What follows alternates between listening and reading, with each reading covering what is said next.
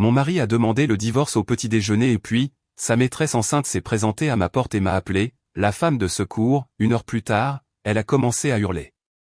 Bonjour, je m'appelle Elena Fournier, j'ai 33 ans. Avant de continuer l'histoire, dites-moi d'où vous regardez dans les commentaires et cliquez sur les boutons j'aime et s'abonner si vous avez déjà eu affaire à un membre de famille toxique. Le couteau à beurre a glissé de mes doigts, heurtant la plaque de porcelaine avec un bruit qui a semblé résonner dans notre cuisine ensoleillée. Laurent n'avait même pas levé les yeux de son téléphone quand il l'a dit.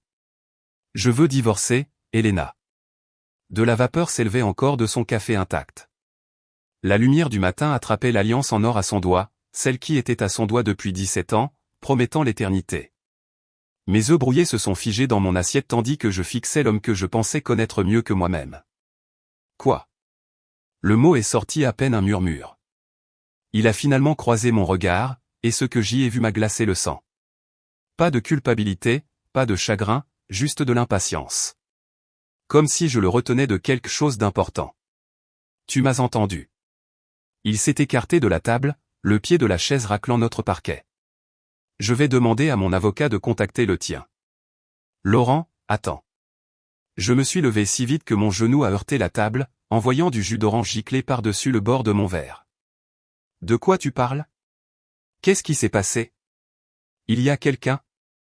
Il ne s'agit de personne d'autre. Le mensonge a coulé de sa langue si doucement, j'y ai presque cru presque. Je ne peux plus faire ça. Faire quoi?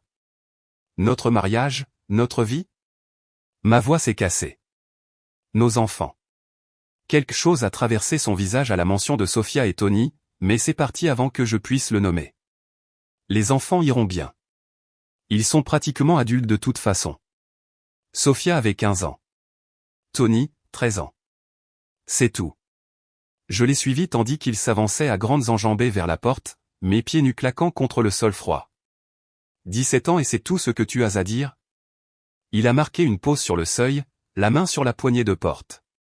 Pendant un instant, j'ai cru qu'il pourrait se retourner, pourrait expliquer, pourrait se souvenir de qui nous étions.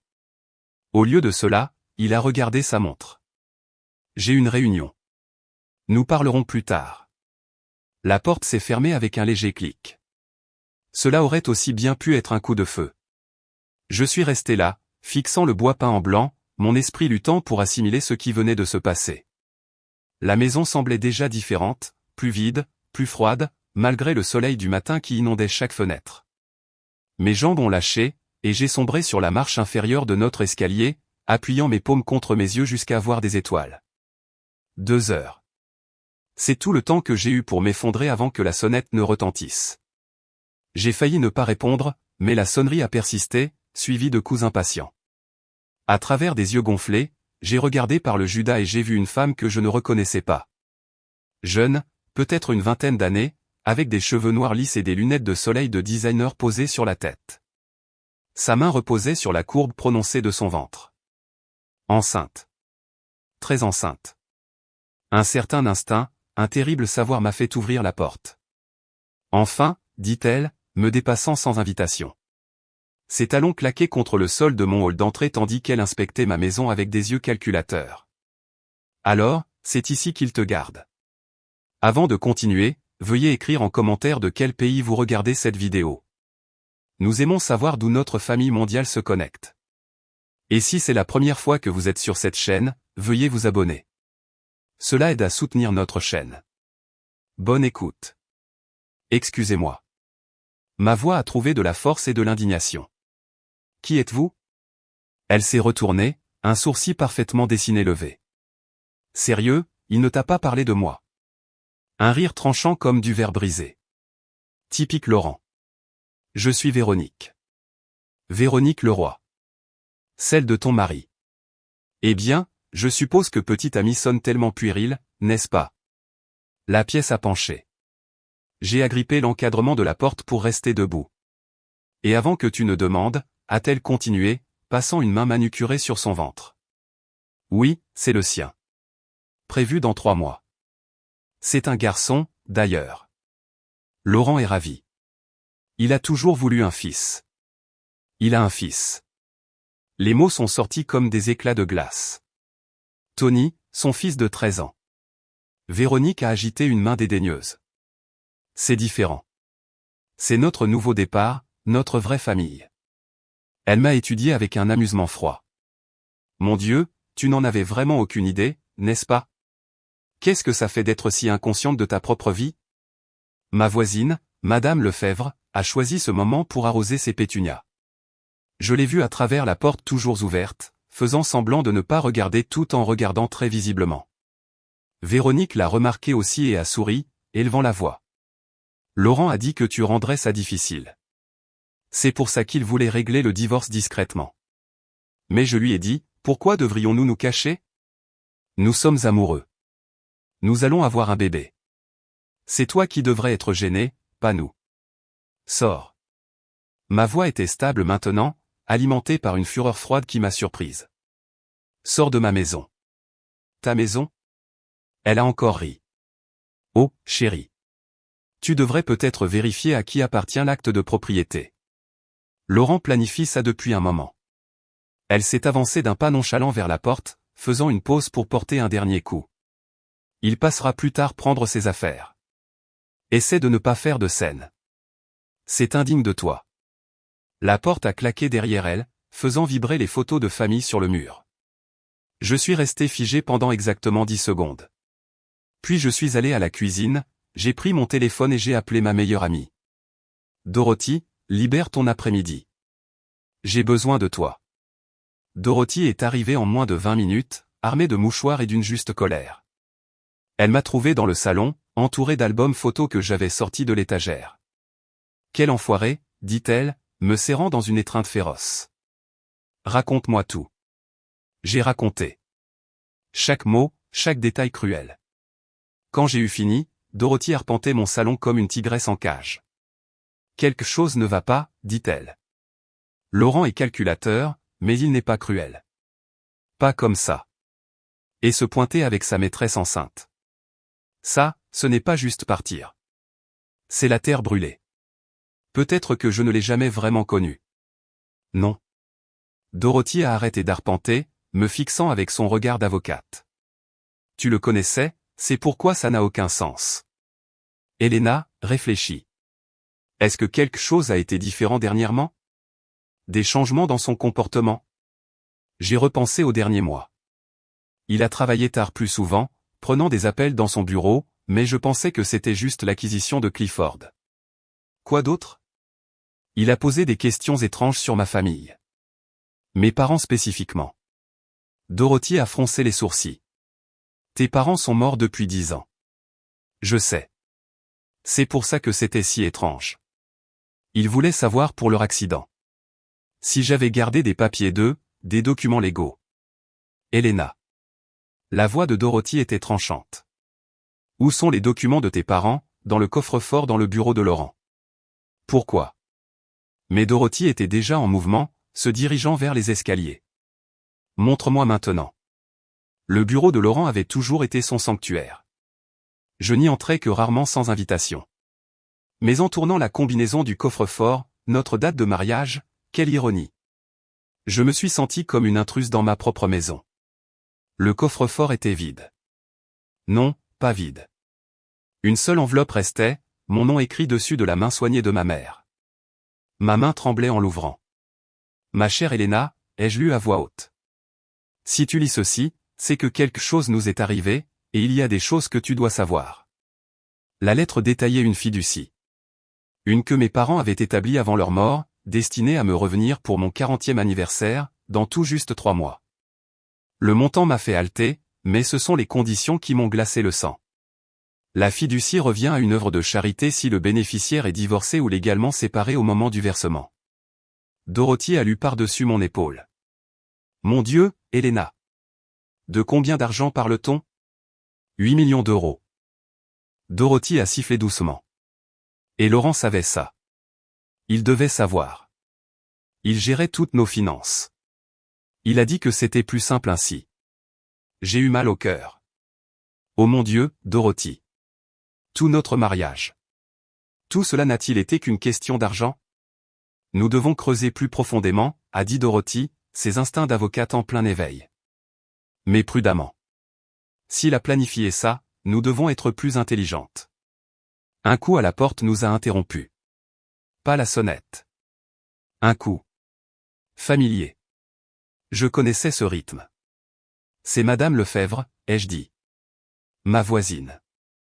La femme âgée se tenait sur mon porche, se tordant les mains. Helena, ma chère, je suis tellement désolé de déranger, mais je n'ai pas pu m'empêcher d'entendre tout à l'heure. C'est bon, Madame Lefebvre. Non, ce n'est pas bon. Elle a jeté un coup d'œil nerveux autour d'elle. Puis-je entrer? Il y a quelque chose que vous devriez savoir sur votre mari et cette femme. Nous nous sommes installés dans le salon. Madame Lefebvre s'est perchée sur le bord de mon canapé comme un oiseau prêt à prendre son envol. Je l'ai déjà vue, a-t-elle commencé. Cette femme. Véronique. Mais pas avec Laurent. Mon cœur s'est arrêté. Qu'est-ce que tu veux dire? Elle était ici il y a 10 mois, mais elle était avec un autre homme plus âgé. Ils se disputaient dans une voiture devant votre maison. J'ai trouvé ça étrange, mais... Elle a haussé les épaules. Je me mêle généralement de mes affaires. Pouvez-vous décrire l'homme? La description de Madame Lefebvre était vague mais familière. Quelque chose là-dedans me tracassait, comme un mot sur le bout de ma langue. Il y a plus, a-t-elle continué. La semaine dernière, j'ai vu Laurent dans le jardin. Il brûlait des papiers dans votre petit foyer extérieur. J'étais en train de promener mon chien le matin et il n'arrêtait pas de regarder la maison comme s'il vérifiait si vous regardiez. Après le départ de Madame Lefebvre, Dorothy et moi sommes restés assises en silence, assimilant.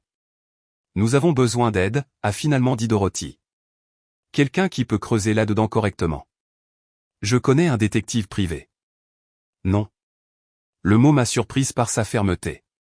Pas de détective. Pas encore. Je veux d'abord m'en occuper moi-même. Helena, je connais mon mari, Dorothy, ou du moins je le pensais. Dans tous les cas, je sais comment il pense, comment il planifie. Je me suis levée, me sentant plus forte que je ne l'avais été toute la journée. Il veut un divorce discret. Bien, mais je vais découvrir pourquoi. La vraie raison. Cette nuit-là, j'ai attendu que Laurent vienne chercher ses affaires. Il n'est jamais venu. Au lieu de cela, j'ai reçu un SMS. Je reste à l'hôtel. Les déménageurs viendront demain. S'il te plaît, ne rends pas les choses plus difficiles que nécessaire. J'ai fixé ces mots jusqu'à ce qu'ils deviennent flous. Puis j'ai fait quelque chose que je n'avais pas fait depuis des années. J'ai appelé mon cousin Daniel à Lyon. Helena. Sa voix était ensommeillée. J'avais oublié le décalage horaire. Tout va bien? Dani, il faut que je te demande quelque chose à propos de maman et papa. À propos de leur accident. Une pause? Qu'est-ce qu'il y a? Y a-t-il jamais eu quelque chose d'étrange là-dedans? Quelque chose qui ne collait pas?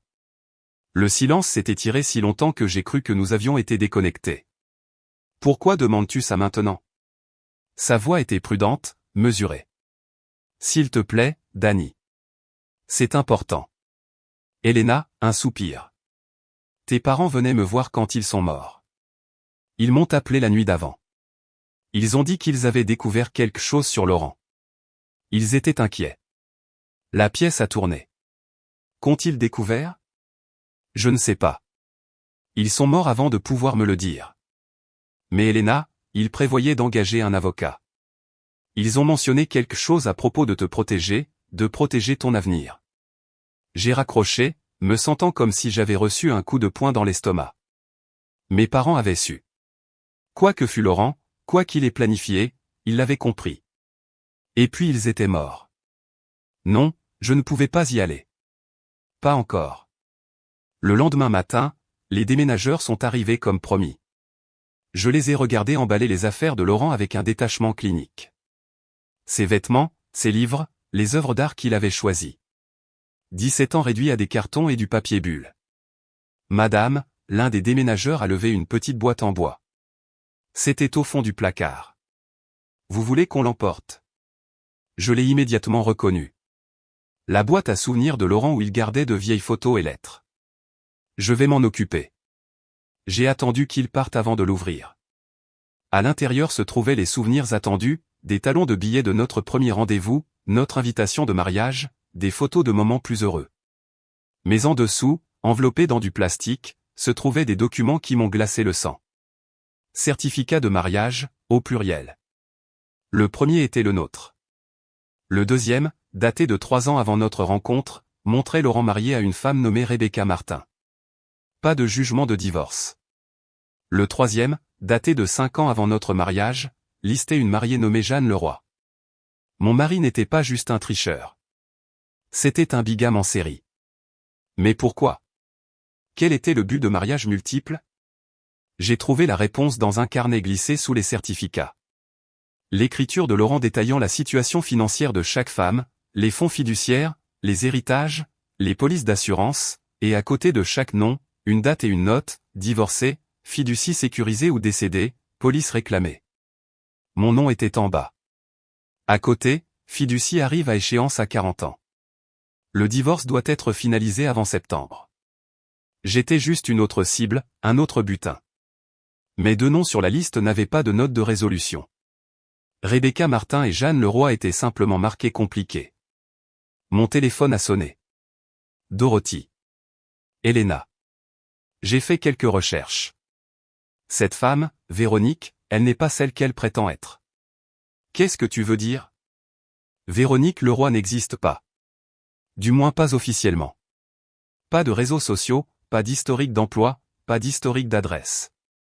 C'est comme si elle était apparue de nulle part il y a 10 mois. Il y a 10 mois, quand Madame Lefebvre l'a vue se disputer avec l'homme plus âgé. Il y a plus, a continué Dorothy. J'ai demandé à un ami de vérifier les finances de Laurent. Il est endetté, Elena. Dette massive, compte caché, mauvais investissement. Il te l'a caché. Utilisant probablement vos biens communs pour rester à flot. Combien de dettes? Près de 2 millions. Pas étonnant qu'il ait eu besoin de la fiducie de mes parents. Mais quelque chose ne collait toujours pas, pourquoi cette mascarade élaborée avec Véronique? Pourquoi ne pas simplement divorcer de moi discrètement? À moins que... Dorothy, j'ai besoin que tu cherches 2 noms. Rebecca Martin et Jeanne Leroy. Voici, elles sont toujours là. Pendant que Dorothy opérait sa magie légale, j'ai fait quelque chose que j'aurais dû faire il y a des heures. J'ai appelé mes enfants. Maman. La voix de Sophia était inquiète. Papa a appelé. Il a dit que vous alliez divorcer. C'est vrai? C'est compliqué. Ma chérie, où es-tu? Chez Manon. Papa a dit que je devais rester ici ce soir. Pour vous laisser de l'espace. Tony, il est au camp de foot, tu te souviens? Papa a appelé l'entraîneur, a dit de le garder quelques jours de plus. Bien sûr, Laurent s'était assuré que les enfants étaient loin, protégés des conséquences, étaient retirés comme obstacle. Sophia, il faut que tu rentres à la maison maintenant. Et ne dis rien à ton père. 1 heure plus tard, ma fille était assise en face de moi. Son visage, une version plus jeune du mien, assimilant la vérité sur son père. Je ne lui ai pas tout dit. Elle n'avait pas besoin de savoir pour les autres mariages, les combines. Mais elle méritait l'honnêteté concernant le divorce et Véronique. Je savais que quelque chose n'allait pas, dit-elle doucement. Papa se comporte bizarrement. Et je l'ai vu une fois avec elle au centre commercial. Ils achetaient des affaires pour bébé. C'était quand? Il y a 2 mois. Je l'ai confronté, mais il a dit que je me trompais. Il m'a fait sentir folle d'avoir même suggéré ça. Ses yeux se sont remplis de larmes. Je suis désolé, maman. J'aurais dû te le dire. Oh, ma chérie. Rien de tout cela n'est de ta faute. Nous étions encore en train de nous étreindre quand Dorothy a rappelé. Elena, il faut que tu entendes ça. Rebecca Martin est vivante. Elle vit à Grenoble maintenant. Et devine quoi, elle essaie de joindre Laurent depuis des mois. Quelque chose concernant leur accord. Et Jeanne Leroy, c'est là que ça devient intéressant. Elle est morte il y a 7 ans. Accident de voiture. Mais Elena, elle avait une sœur. Une sœur qui cherche Laurent depuis ce jour. Pourquoi? Parce que Jeanne était enceinte quand elle est morte. Et elle vient de découvrir que Laurent était déjà marié. La sœur pense que Laurent était impliqué dans l'accident d'une manière ou d'une autre. Mon sang s'est glacé. Quel était le nom de la sœur? Victoire Leroy. Mais Elena, J'ai regardé ses photos avec des cheveux différents, un style différent. Elle pourrait être Véronique Leroy. J'ai terminé. Les pièces se sont mises en place avec une clarté écœurante. Véronique n'était pas la maîtresse de Laurent. Elle était la sœur de Jeanne Leroy, venue pour se venger. La grossesse, l'attitude, l'humiliation publique, tout était calculé pour le détruire. Mais cela laissait encore des questions. Pourquoi maintenant? Pourquoi m'impliquer? Mon téléphone a vibré. Un SMS d'un numéro inconnu. Vérifie ta boîte aux lettres. Contre mon meilleur jugement, je suis sorti. À l'intérieur de la boîte aux lettres se trouvait une seule photo. Laurent et une autre femme, pas Véronique, dans ce qui ressemblait à un bureau d'avocat, signant des papiers. Le visage de la femme était tourné, mais quelque chose dans sa posture m'était familier. Je fixais toujours la photo quand Madame Lefebvre est apparue à sa clôture. Elena, ma chère, je me suis souvenu de quelque chose à propos de cet homme que j'ai vu avec Véronique. Il avait une montre distinctive, en or avec un cadran noir, qui semblait chère. La montre de mon père. Celle qui avait disparu après son accident. Celle que Laurent avait juré n'avoir jamais vue. Madame Lefebvre, ai-je dit lentement. À quoi ressemblait exactement l'homme? Sa description, quand elle l'a donnée en détail, correspondait parfaitement à mon père. Mais c'était impossible. Mon père était mort depuis 10 ans. À moins que... Madame Lefebvre, vous êtes absolument certaine du moment? Il y a 10 mois. Positive, ma chère. C'était le jour de la fête d'anniversaire de mon petit-fils. Le 15 mai. J'ai remercié et suis rentré, les jambes tremblantes. Sophia a levé les yeux de son téléphone, l'inquiétude gravée sur son visage. Maman, tu as l'air d'avoir vu un fantôme. Peut-être que oui. Cette nuit-là, j'ai fait quelque chose que j'avais juré de ne jamais faire. J'ai fouillé l'ordinateur de Laurent. Il l'avait laissé derrière lui dans sa hâte de partir, oubliant probablement que je connaissais ses mots de passe, il utilisait les 3 mêmes en rotation, depuis des années. Ce que j'ai trouvé dans ces brouillons d'eux-mêmes m'a rendu malade. Correspondance avec quelqu'un utilisant le pseudonyme Phoenix 97. Les messages remontaient à des années, discutant du plan, du calendrier et des actifs. Mais c'est l'échange le plus récent qui m'a coupé le souffle. Phoenix 97, elle commence à se douter. Nous devons agir maintenant, Laurent. Pas encore. La fiducie n'arrive pas à échéance avant 3 mois. Phoenix 97. J'ai attendu 10 ans. J'en ai assez d'attendre. Soit tu le fais, soit je le fais. Laurent, tu as promis que personne ne serait blessé. Phoenix 97. Comme tu l'as promis à ma fille. Jeanne t'a fait confiance. Rebecca t'a fait confiance. Combien d'autres? Laurent. Laurent. C'est la dernière. Après que la fiducie d'Elena sera libérée, nous en aurons fini. Phoenix 97. Nous en aurons fini quand je dirai que nous en aurons fini. Et si tu penses à fuir, souviens-toi que je sais où sont enterrés tous les corps. Littéralement. Ma main tremblait tandis que je prenais des captures d'écran de tout. Qui était Phoenix 97? Et qu'est-ce qu'il voulait dire par littéralement? Maman. Sophia se tenait dans l'embrasure de la porte. Il y a quelqu'un à la porte. Il était minuit passé. Mon cœur battait la chamade tandis que je regardais par le Judas. Une femme se tenait là, plus âgée, marquée par le temps, mais avec des yeux que je reconnaîtrais n'importe où. Rebecca Martin, la première femme de Laurent. S'il vous plaît, a-t-elle dit quand j'ai ouvert la porte. Je sais qu'il est tard, mais il faut qu'on parle. Nous toutes. Nous toutes. C'est là que j'ai remarqué la voiture dans mon allée. Véronique, ou plutôt Victoire, était assise sur le siège passager. Et à l'arrière, une silhouette qui m'a fait plier les genoux. L'homme de la description de Madame Lefebvre, celui avec la montre de mon père. Il est sorti de la voiture, et sous la lumière du Porsche, j'ai vu son visage clairement. Pas mon père, mais assez proche pour être son frère. Parce qu'il l'était. Bonjour, Elena, a dit l'oncle dont on m'avait dit qu'il était mort avant ma naissance. Je pense qu'il est temps que tu connaisses la vérité sur ta famille et sur Laurent. Nous nous sommes réunis dans mon salon, une assemblée bizarre des victimes de Laurent et de mon oncle soi-disant mort. Sophia s'est assise à côté de moi, serrant ma main tandis que la vérité se révélait. Mon nom est Robert Fournier, a commencé mon oncle. Et oui, je suis le frère de ton père. Il t'a dit que j'étais mort parce que c'était plus sûr ainsi. J'ai passé les 30 dernières années sous protection de témoins. Protection de témoins. Ma voix était à peine un murmure. Ton père et moi avons été témoins d'un meurtre quand nous étions jeunes hommes. Le tueur n'a jamais été attrapé, mais il savait que nous pouvions l'identifier. Ton père a choisi de rester pour construire une vie, pour espérer que le danger passerait. J'ai choisi de disparaître. Qu'est-ce que cela a à voir avec Laurent? Le visage de Robert s'est assombri. Tout. L'homme que nous avons vu commettre le meurtre cette nuit-là, son nom était Martin Martin.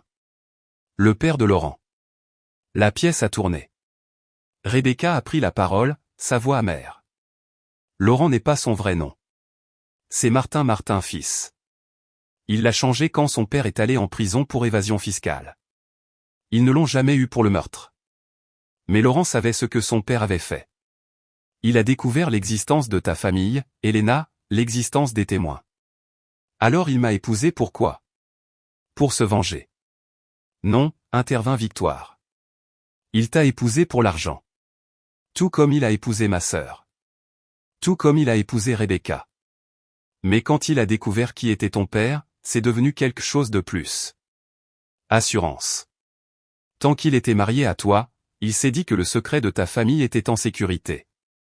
Mais mes parents sont morts, dis-je engourdi. Le visage de Robert s'est froissé. C'était ma faute. Je les ai contactés il y a 10 ans. Je leur ai dit que je revenais, que j'étais fatigué de me cacher, et puis ils m'ont dit qu'ils allaient rencontrer ton cousin avant de venir me voir quand c'est arrivé. L'accident n'était que cela, un accident. Mais Laurent a vu une opportunité. Il savait pour la fiducie, ajouta Rebecca. Il avait prévu de divorcer de toi avant ton 40e anniversaire depuis le début. Mais quand il a découvert l'existence de la fiducie, il a réalisé qu'il pouvait tout avoir. L'argent et le silence. Jusqu'à ce que j'arrive, dit Victoire. Ma sœur est morte à cause de lui. Peut-être pas directement, mais elle se précipitait pour le confronter à ses mensonges quand elle a eu l'accident. J'ai passé 7 ans à planifier cela, à me rapprocher de lui, à faire semblant d'être enceinte de son enfant. Tu n'es pas enceinte? Sophia a haleté. Victoire a souri froidement. Oh, je suis enceinte. Mais pas de son bébé. De mon mari. Laurent le pense juste parce qu'il est assez arrogant pour croire que toutes les femmes le veulent. Alors toute cette affaire, l'entrée théâtrale, l'humiliation publique, était destinée à le détruire publiquement avant que je ne le détruise légalement. J'ai des preuves de sa bigamie, de sa fraude, de tout. Mais quelque chose ne collait toujours pas. Je me suis tourné vers Robert. Pourquoi te révéler maintenant? Pourquoi risquer ta sécurité? Ses yeux ont croisé les miens, pleins de chagrin. Parce que Laurent a fait une erreur. Il a contacté mon agent traitant le mois dernier pour essayer de me trouver. Il savait que j'étais vivant. Son père lui avait dit. Il voulait conclure un marché. Mon silence contre une part de ta fiducie. Mais tu as dit non. J'ai dit que j'y réfléchirais, mais j'ai su alors que tu étais en danger. Vous toutes l'étiez. Laurent est désespéré. Ses dettes ne sont pas seulement financières. Il doit de l'argent à des gens dangereux. Des gens que son père connaissait. Il a besoin de cet argent de la fiducie. Ou ils le tueront. Rebecca a terminé. Tout comme ils ont menacé de me tuer quand j'ai essayé de le quitter. Tout comme ils ont menacé Jeanne. Les pièces du puzzle ont formé une image plus horrible que je ne l'avais imaginée. Laurent n'était pas seulement un escroc. Il était piégé dans une toile tissée par son père, perpétuant des crimes pour rester en vie. Alors, qu'est-ce qu'on fait, ai-je demandé. Nous mettons fin à cela, dit Victoire. Demain lors de la médiation pour le divorce, Laurent a prévu. Il pense que tu seras seule, émotive, facile à manipuler. Au lieu de cela, tu auras nous. Nous toutes, ajouta Rebecca, chaque femme à qui il a fait du tort.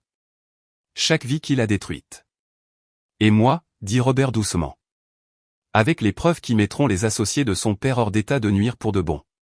Le FBI construit un dossier depuis des années. Ils avaient juste besoin de la pièce finale, qui est Laurent lui-même. Quand il réalisera qu'il est acculé, il fera un marché. Il se retournera contre tout le monde pour se sauver. C'est qui il est. J'ai regardé autour de la pièce ces étrangers liés par une douleur partagée. Et puis tu retrouveras ta vie, dit Victoire. Nous toutes aussi. Mais je savais que ce ne serait pas si simple. Rien ne l'avait jamais été avec Laurent. La médiation était prévue pour 14 heures le lendemain. Je suis arrivé tôt, seul comme prévu.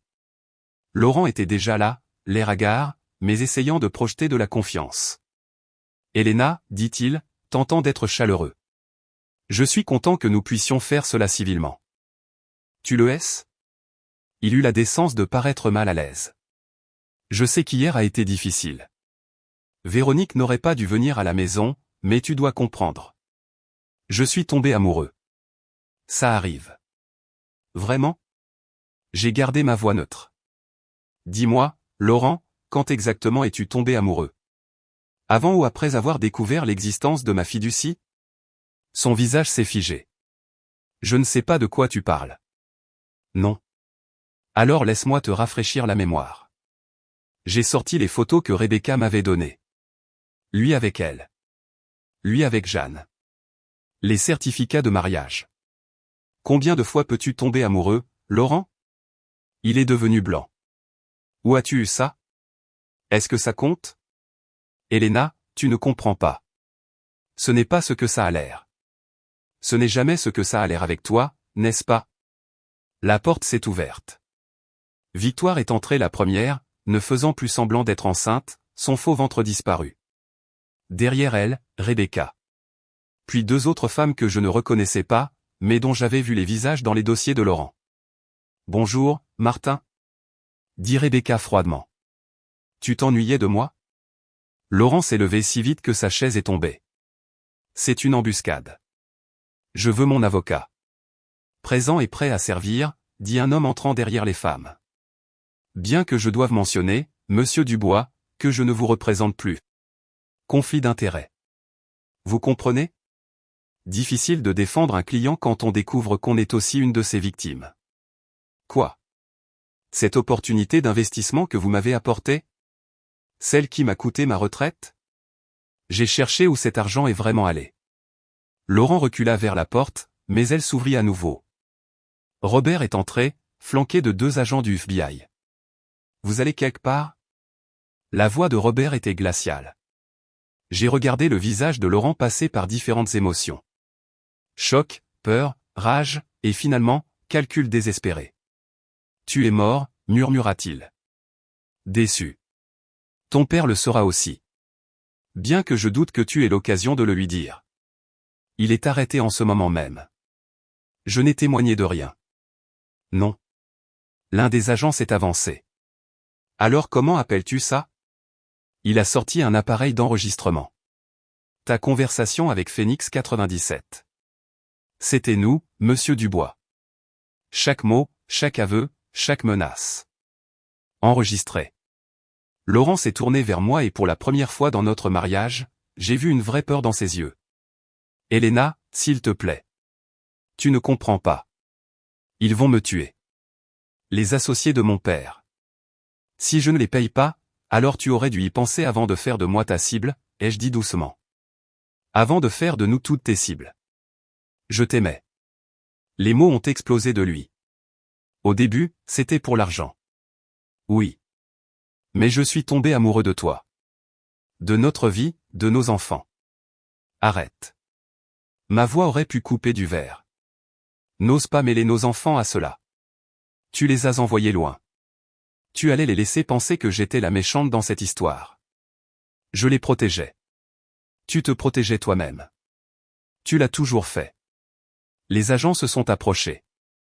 Mais Laurent avait une carte de plus à jouer. Tes parents ? Il a crié. Tu veux savoir pour tes parents ? Demande-lui. Il a pointé Robert du doigt. Demande-lui pourquoi ils sont vraiment morts. Le visage de Robert est devenu gris. Arrête. Il n'allait pas te voir, grogna Laurent. Il fuyait toi. De ce que tu étais devenu. Ton frère a découvert que tu n'étais plus sous protection de témoins. Tu étais devenu l'un d'eux. Un des criminels contre lesquels tu devais témoigner. C'est un mensonge, dit Robert. Mais sa voix tremblait. Vraiment? Parle-lui de Lyon. Oncle Robert. Parle-lui de l'incendie de l'entrepôt. Parle-lui de comment tu as payé pour ta nouvelle identité. J'ai regardé de l'un à l'autre. Mon monde a penché à nouveau. Robert. Il ne pouvait pas croiser mon regard. Ce n'est pas. C'est compliqué. Mon Dieu, souffla Rebecca. Tu es Phoenix 97. Les agents du FBI semblaient aussi stupéfaits que nous toutes. Cela ne faisait pas partie de leur plan. Robert s'est redressé et soudain, il ressemblait moins à mon père et plus à un étranger. Tu n'as pas de preuves, si, j'en ai. Laurent a souri, l'expression tranchante et désespérée. Vérifiez son téléphone. Vérifiez le dossier brouillon. Il a été négligent. L'un des agents s'est approché de Robert, qui a reculé. C'est ridicule. Je suis ici pour aider. Alors ça ne vous dérangera pas que nous regardions, a dit l'agent fermement. Ce qui s'est passé ensuite a été le chaos. Robert s'est précipité vers la porte. Laurent, voyant une opportunité, s'est élancé vers l'autre sortie. Les agents se sont séparés, l'un plaquant Robert tandis que l'autre poursuivait Laurent, mais Victoire était plus rapide. Elle était venue préparer à ce que Laurent tente de fuir. Le spray au poivre l'a atteint en plein visage, l'envoyant s'écraser contre le mur. Tandis que les deux hommes étaient menottés, la vérité a émergé par morceaux. Robert était bien devenu un criminel, utilisant sa mort supposée pour bâtir un nouvel empire. Il a découvert les combines de Laurent et a décidé de les utiliser à ses propres fins, extorquant de l'argent à Laurent tout en prétendant me protéger. Mes parents avaient découvert la vérité et fuyaient pour me protéger quand ils sont morts. L'accident était réel, mais ils fuyaient mon oncle, pas vers lui. Je suis désolé, Elena, dit Robert tandis qu'on l'emmenait. Je voulais te protéger à ma manière. J'essayais en m'utilisant comme appât, en laissant Laurent poursuivre ses combines. En m'approchant suffisamment pour l'arrêter et reprendre ce qu'il a volé. Tu n'es pas meilleur que lui. Le rire de Robert était amer. Non, je suis pire parce que j'ai eu le choix. Des heures plus tard, je me suis assise dans ma maison vide avec Sophia et Tony, qui étaient revenus du camp. Le FBI avait recueilli nos déclarations. Les avocats avaient commencé à démêler les chevaux des mariages et des fraudes. Les médias avaient eu vent de l'histoire. Demain, ce serait partout.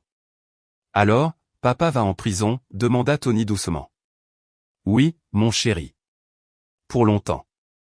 Et oncle Robert? Il n'est pas vraiment mort, mais il est mauvais aussi. Oui. Y a-t-il quelqu'un dans notre famille qui n'est pas un criminel? La tentative d'humour de Sophia est tombée à plat. Nous le sommes, ai-je dit fermement. Nous ne sommes pas les péchés de notre famille. Nous ne sommes pas les mensonges qui nous ont été racontés ou sur nous. Nous choisissons qui nous devenons. Qu'est-ce qu'il arrive à Véronique? Je veux dire, Victoire, demanda Tony. Elle a eu ce qu'elle voulait. Justice pour sa sœur. Elle rentrera chez son vrai mari, aura son bébé, et, espérons-le, trouvera la paix. Et les autres femmes de papa. Elles obtiendront leur propre justice, leur propre clôture. Et nous? La voix de Sophia était faible. Qu'est-ce que nous obtenons? Je les ai serrés contre moi. Nous obtenons la vérité. Nous obtenons la liberté. Nous pouvons construire nos vies sans mensonges. Et l'argent, la fiducie de grand-mère et grand-père. J'y avais pensé. La fiducie me reviendrait toujours. Le divorce ne serait pas finalisé d'ici mon anniversaire. 8 millions d'euros. De l'argent sale d'une certaine manière. Nous allons l'utiliser pour aider les autres victimes. J'ai décidé. Toutes celles à qui ton père et ton oncle ont fait du mal.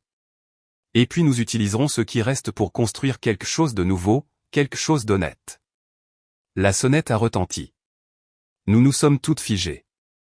J'y vais, ai-je dit, bien que ma main tremblait. Madame Lefebvre se tenait sur mon porche avec un gratin et un doux sourire. Je me suis dit que vous n'auriez peut-être pas envie de cuisiner ce soir. Derrière elle, d'autres voisins sont apparus. Les Dupont avec une salade. Les Tran avec un dessert. Même Monsieur Martin, le grincheux de la maison du coin, tenant maladroitement une tarte achetée en magasin. Nous avons vu les nouvelles, a dit simplement Madame Lefebvre. Mais nous vous connaissons, Elena. Nous savons qui vous êtes vraiment. Je me suis tenu là, entouré par la communauté dans laquelle j'avais vécu pendant des années mais que je n'avais jamais vraiment vu et j'ai senti quelque chose s'ouvrir en moi. Pas l'éclatement tranchant de la révélation de ce matin, mais un doux craquement comme de la glace fondant au printemps. Merci. J'ai réussi à dire à travers les larmes. Tandis que mes voisins remplissaient ma cuisine de nourriture et de soutien discret, j'ai réalisé quelque chose. Laurent avait passé tellement de temps et d'énergie à construire des mensonges élaborés, à créer de fausses identités, à détruire des vies pour de l'argent. Mais à la fin, c'est la simple vérité qui l'a fait tomber. La vérité et les liens entre les gens à qui il avait fait du mal. Il pensait que nous étions toutes des cibles isolées, faciles à manipuler et à jeter. Il n'aurait jamais imaginé que nous nous retrouverions. N'aurait jamais pensé que ses victimes deviendraient sa perte. Plus tard cette nuit-là, après que tout le monde soit parti, je me suis retrouvé dans ma chambre, fixant l'espace vide où les affaires de Laurent avaient été. 17 ans de mariage, réduit à une absence. Mon téléphone a vibré. Un SMS de Victoire. Merci pour tout. Jeanne peut reposer en paix maintenant. Puis un de Rebecca. Le FBI dit que nous obtiendrons toute restitution. Mais ce que tu nous as donné aujourd'hui valait plus que de l'argent. Tu nous as rendu nos voix. J'ai pensé à Laurent assis dans une cellule ce soir. À Robert faisant face à la justice pour des crimes que je commençais tout juste à comprendre. À mes parents qui sont morts en essayant de me protéger de vérités trop terribles pour être partagées. Mais surtout j'ai pensé à demain, à me réveiller dans cette maison avec mes enfants, sans mensonge. À reconstruire nos vies sur une base de vérité, aussi douloureuse soit-elle. Le lever du soleil viendrait comme toujours, mais pour la première fois en 17 ans, je l'affronterai en étant moi-même, pas en tant que femme de Laurent, pas en tant que victime, pas en tant que cible, juste Elena. Meurtrie mais pas brisée. Trahie, mais pas amère. Libre. Un mois plus tard, les procès ont commencé. Laurent, face à la prison à vie, a fait exactement ce que Robert avait prédit. Il a dénoncé tout le monde. Le réseau criminel de son père, les opérations de Robert, même des combines que nous n'avions pas encore découvertes. Le FBI a qualifié cela d'un des plus grands démantèlements du crime organisé depuis des décennies. Mais je n'étais pas au tribunal pour regarder. J'étais à la banque en train de créer la fondation Elena Fournier pour les victimes de fraude. L'argent de la fiducie était arrivé et avec lui, une chance de transformer la douleur en objectif. Sophia a conçu notre logo, un phénix renaissant de ses cendres. Trop évident, avait-elle demandé. Parfait, lui avais-je dit. Tony a écrit notre déclaration de mission avec le sérieux que seul un enfant de 13 ans pouvait rassembler, pour aider les gens à qui l'on a menti à trouver la vérité et à recommencer. Simple, honnête, tout ce que Laurent n'avait jamais été. Victoire a été notre première membre du conseil, son sens des affaires était inestimable. Rebecca s'est jointe ensuite, apportant son expertise juridique. Même l'avocat de Laurent, ancien avocat, a offert des services pro bono, cherchant sa propre rédemption. Mais la vraie surprise est venue quand Madame Lefebvre a frappé à ma porte un soir, tenant une enveloppe en papier craft. J'ai hésité à vous donner ceci, dit-elle, s'installant dans ma cuisine avec du thé. Mais je pense que vous avez besoin de le voir. À l'intérieur se trouvaient des photographies, des douzaines, toutes prises depuis sa fenêtre au fil des ans. Laurent allant et venant à des heures inhabituelles, rencontrant des étrangers dans des voitures, et une qui m'a glacé le sang. Laurent et Robert ensemble, daté d'il y a 3 ans. Vous saviez, ai-je murmuré. Je me doutais. Mon défunt mari était détective. Il m'a appris à remarquer les choses. Mais j'ai aussi appris que parfois les gens ont besoin de découvrir la vérité par eux-mêmes. Pourquoi ne me l'avez-vous pas dit? M'auriez-vous cru? Le mari parfait, le père aimant. Parfois, Elena, nous devons laisser les gens nous montrer qui ils sont vraiment. Elle avait raison. J'avais eu besoin de le voir moi-même pour comprendre la profondeur de la tromperie. Il y a une chose de plus, a dit Madame Lefebvre, sortant une dernière photo. Celle-ci a été prise le matin où vos parents sont partis pour leur voyage. Regardez l'horodatage. 5h47 du matin. Sur la photo, une silhouette se tenait près de la voiture de mes parents. L'image était granuleuse, mais la silhouette était indubitable. Laurent, il était là. J'ai respiré. Il les a vus partir. Et a passé un appel téléphonique immédiatement après, a ajouté Madame Lefebvre. Je n'ai pas pu entendre ce qu'il a dit, mais maintenant nous savons. Il avait alerté Robert. Mit la chasse en mouvement. La photo était la pièce finale de preuve qui garantirait que Laurent ne reverrait jamais la liberté. Cette nuit-là, j'ai appelé le procureur avec les nouvelles preuves. L'avocat de Laurent a demandé une réunion le lendemain. Il voulait conclure un autre marché. J'ai accepté de le voir, mais pas seul. Victoire, Rebecca et 2 autres victimes m'encadraient tandis que Laurent était amené dans la salle de réunion, enchaîné et diminué. « Elena » a-t-il commencé, mais j'ai levé la main. « Tu n'as pas le droit de parler. Plus maintenant. Écoute seulement. » J'ai placé la photo de Madame Lefebvre sur la table. J'ai regardé les derniers vestiges de son arrogance s'effondrer. « Tu as appelé Robert ce matin-là. Tu as mis en marche la mort de mes parents. Et pourquoi faire ? De l'argent que tu n'aurais jamais obtenu de toute façon. » Sa bouche s'est ouverte et fermée comme celle d'un poisson cherchant de l'air. « Voici ce qui va se passer, » ai-je continué. « Tu vas plaider coupable pour tout. Pas de procès, pas d'appel, pas de marché. Tu vas détailler chaque crime, chaque victime, chaque centime volé. Et puis tu vas disparaître dans le trou où ils te mettront. Et tu ne me contacteras plus jamais ni nos enfants. Les enfants ne sont plus les tiens. Tu as renoncé à ce droit quand tu as choisi la cupidité plutôt que la famille. Je vais mourir en prison, murmura-t-il. Les ennemis de mon père. Alors tu aurais dû y penser avant de suivre ses traces. Victoire s'est penchée en avant. Ma sœur est morte à 23 ans. Elle ne se mariera jamais, n'aura jamais d'enfant, ne vieillira jamais. Pourquoi devrais-tu obtenir ce que tu lui as volé, ajouta Rebecca, tu m'as pris 10 ans de ma vie. 10 ans à regarder par-dessus mon épaule, peur que tu me trouves. Une par une, chaque femme a parlé. Chaque voix un autre clou dans le cercueil des illusions de Laurent. Quand elles ont eu fini, je me suis levé. Au revoir, Laurent. Ou Martin, ou qui que tu sois vraiment. Puisses-tu enfin apprendre ce que signifie vivre avec la vérité. En partant, je l'ai entendu appeler une dernière fois. Je t'aimais, Elena. C'était vrai. Je ne me suis pas retourné. Peut-être qu'il m'avait aimé de la manière tordue dont il était capable. Mais l'amour sans honnêteté n'est pas de l'amour du tout. C'est juste une autre arnaque. 10 mois plus tard, je me suis tenu dans ma cuisine. La même cuisine où mon monde s'était brisé au petit déjeuner. Mais tout le reste avait changé. Les murs, autrefois d'un blanc immaculé, brillaient maintenant de couleur.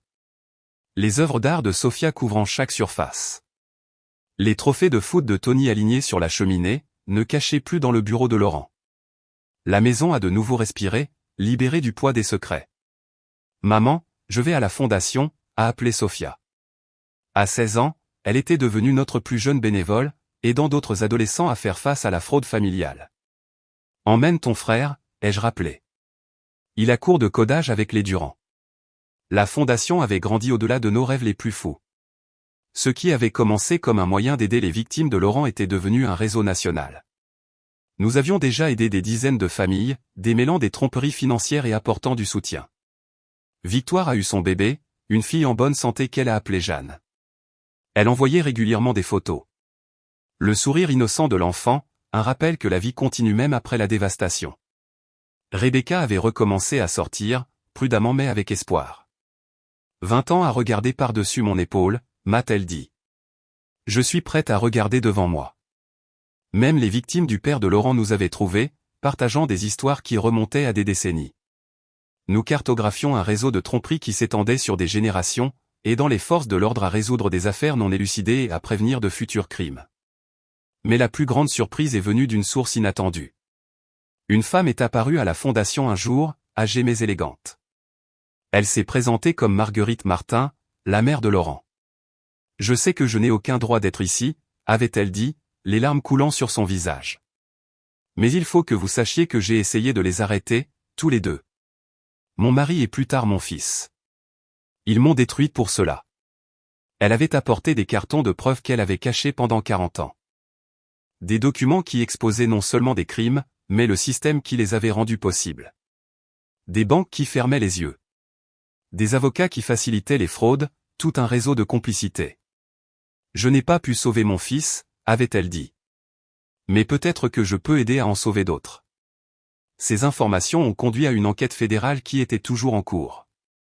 La fondation était devenue plus qu'un système de soutien. Nous travaillons activement à changer les systèmes qui permettaient aux prédateurs comme Laurent de prospérer. Mon téléphone a vibré. Un numéro inconnu, mais j'ai reconnu le préfixe de la prison. J'ai failli ne pas répondre. La curiosité a gagné. Allô? Tu avais raison. La voix de Laurent était différente. Plus vieille. Brisée. À propos de tout. Je voulais juste que tu saches que j'ai témoigné. Je leur ai tout donné. Pas pour un marché. Juste parce que tu avais raison. Pourquoi appelles-tu? Pour dire que je suis désolé. Je sais que ça ne signifie rien. Je sais que ça ne change rien, mais j'avais besoin de le dire. Et une pause, et pour te prévenir. Robert avait des associés. Des gens que je ne connaissais pas. Ils sont toujours dehors et ils te blâment pour son arrestation. Fais attention, Elena. La ligne est devenue morte. Je suis resté là, assimilant cette dernière manipulation. Était-ce une vraie inquiétude ou une autre arnaque? Avec Laurent, je ne le saurais jamais. Mais je n'étais plus la même femme qui s'était assise à cette table de petit déjeuner, prise au dépourvu et brisée. J'avais des ressources maintenant. Des alliés. Une force née de la survie au pire.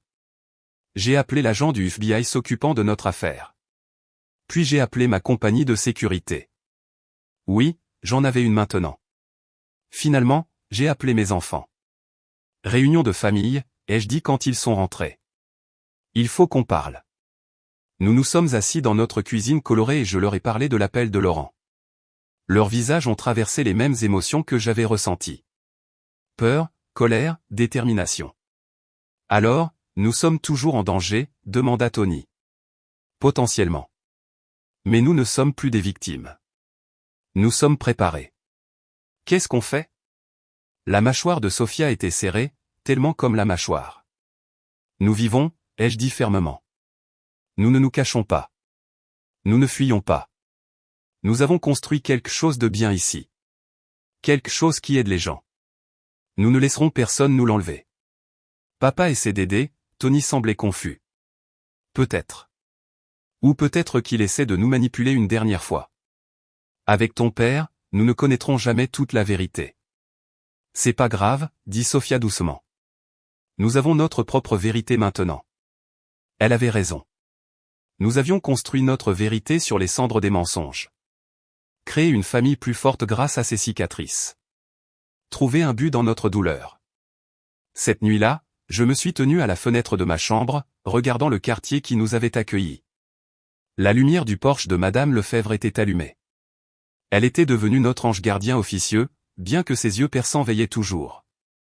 Une voiture est passée lentement. Puis à nouveau, ma main s'est portée vers mon téléphone, prête à appeler à l'aide. Mais ensuite je l'ai vue clairement, la voiture de Rebecca. Elle était nerveuse pour son rendez-vous, faisant le tour du pâté de maison avant de récupérer son petit ami. J'ai souri, la tension s'apaisant. C'était notre vie maintenant. Des moments de peur suivis de soulagement. Des ombres qui pourraient être des menaces ou pourraient être des amis, mais toujours le savoir que nous avions survécu au pire. Mon téléphone a vibré. Un SMS de Victoire. Réunion du conseil demain. Nous avons 3 nouvelles familles qui ont besoin d'aide. Tu es prête? J'ai tapé en retour, toujours. Parce que c'est ce que l'on fait quand on a été brisé et reconstruit. On aide les autres à trouver leurs morceaux. On leur montre que la trahison n'est pas la fin de l'histoire. C'est le début d'une meilleure. Quel coup, Laurent était assis dans une cellule, vivant avec ses choix. Robert faisait face à un procès pour des crimes s'étendant sur des décennies. Leur héritage aurait dû être la destruction. Au lieu de cela, c'était devenu la transformation. La devise de la fondation Elena Fournier, suggérée par Tony, était suspendue au-dessus de mon bureau. La vérité construit plus solidement que les mensonges ne le pourront jamais. Simple, honnête. Tout ce que nous avions choisi de devenir. J'ai fermé mes rideaux et me suis préparé à aller me coucher, sachant que demain apporterait de nouveaux défis. Les associés de Robert pourraient venir. D'autres victimes nous trouveraient. Le travail continuerait. Mais ce soir, mes enfants étaient en sécurité dans le couloir. Ma famille choisie de survivantes n'était qu'à un appel téléphonique. Ma communauté montait la garde avec des gratins et de la sollicitude. Laurent avait demandé le divorce au petit déjeuner, pensant qu'il mettait fin à mon histoire. Au lieu de cela, il m'avait donné le cadeau de la commencer. La vraie, la véridique, celle où je me suis sauvé moi-même puis j'ai aidé à sauver tout le monde.